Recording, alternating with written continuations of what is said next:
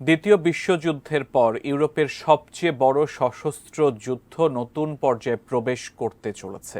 Russia ও ইউক্রেনের মধ্যে ১৩ মাসের যুদ্ধ বন্ধে এখন পর্যন্ত সুস্পষ্ট কোনো ইঙ্গিত নেই। এই অবস্থায় রাশিয়ার বিরুদ্ধে পাল্টা আক্রমণের প্রস্তুতি হিসেবে মিত্রদের পাঠানো নতুন অস্ত্র চালানোর প্রশিক্ষণ নিচ্ছে ইউক্রেনীয় সেনারা। এরই মধ্যেই ইউক্রেন জুড়ে রাশিয়ার ক্ষেপণাস্ত্র হামলায় নিহত হয়েছে অন্তত ২৫ জন।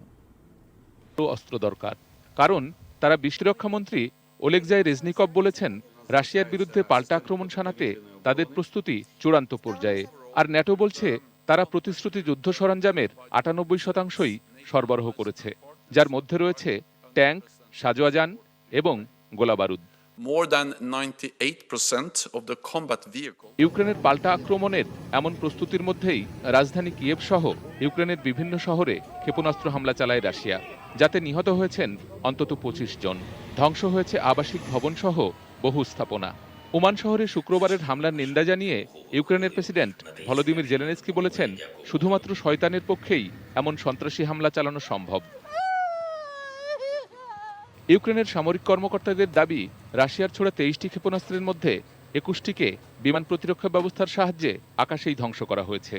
এছাড়া রাশিয়ার আরও ২টি ড্রোনকেও ভূপাতিত করা হয়েছে।